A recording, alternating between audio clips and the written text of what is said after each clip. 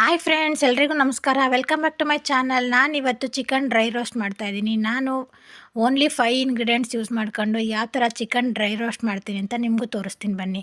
ಒಂದು ದೊಡ್ಡ ಸೈಜ್ ಈರುಳ್ಳಿ ಒಂದು ಪೂರ್ತಿ ತೊಗೋಬೇಕು, 1 ಟೊಮೊಟೊ ತೊಗೋಬೇಕು, ಶುಂಠಿ ಬೆಳ್ಳುಳ್ಳಿ ಜಜ್ಜಿ ಇಟ್ಕೋಬೇಕು, ಸ್ವಲ್ಪ ಜಾಸ್ತಿ ತೊಗೋಬೇಕು, ಹಾಗೆ ಕೊತ್ತಂಬರಿ ಸೊಪ್ಪು, ನಿಂಬೆಹಣ್ಣು, ಸ್ವಲ್ಪ ಖಾರದ ಪುಡಿ, ಸ್ವಲ್ಪ ಗರಂ ಮಸಾಲ ಪುಡಿ, ಅರ್ಧ kg ಚಿಕನ್ ತೊಗೊಂಡಿದ್ದೀನಿ. ಈಗ ಹೇಗೆ ಮಾಡೋದು ನೋಡೋಣ ಬನ್ನಿ.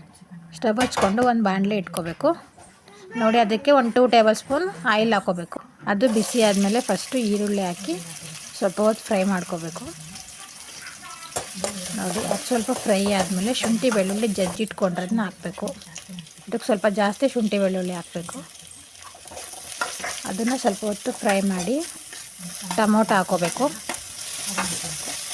ಟೊಮೊಟೊ ಹಾಕ್ಕೊಂಡು ಚೆನ್ನಾಗಿ ಫ್ರೈ ಆದಮೇಲೆ ನಾವು ಅದಕ್ಕೆ ಚಿಕನ್ ಹಾಕೋಬೇಕು.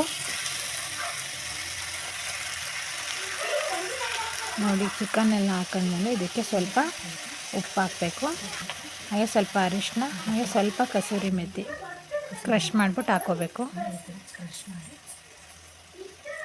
ಇದಾದಮೇಲೆ ಚೆನ್ನಾಗಿ ತಿರುಗಿಸ್ಬಿಟ್ಟು ಇದೇ ಸ್ವಲ್ಪ ನೀರು ಬಿಟ್ಕೊಳುತ್ತೆ. ನೀವು ನೀರು ಹಾಕೋದೇನು ಬೇಕಿಲ್ಲ. ನಿಮ್ಗೆ ಹಂಗೂ ಬೆಂದಿಲ್ಲ ಅಂದರೆ ಸ್ವಲ್ಪ ನೀರು ಹಾಕೋಬೇಕಷ್ಟೆ. ನೋಡಿ, ಎಲ್ಲ ನೀರು ಬಿಟ್ಕೊಂಡು ಬೇಯ್ತಾ ಇದೆ.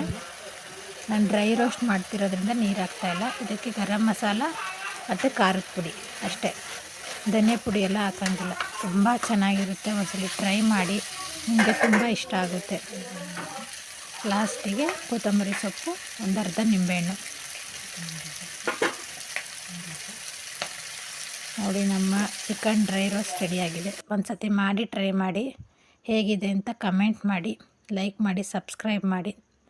ನೀವು ನೋಡ್ತಾ ಇದ್ದೀರಾ, ಯಾರೂ ಸಬ್ಸ್ಕ್ರೈಬ್ ಮಾಡ್ತಾಯಿಲ್ಲ. ನೀವು ಬೆಲ್ ಬಟನ್ ಕ್ಲಿಕ್ ಮಾಡಿದ್ರೆ ನಿಮಗೆ ನನ್ನ ವಿಡಿಯೋ ನೋಟಿಫಿಕೇಷನ್ ಬರುತ್ತೆ. Thank you.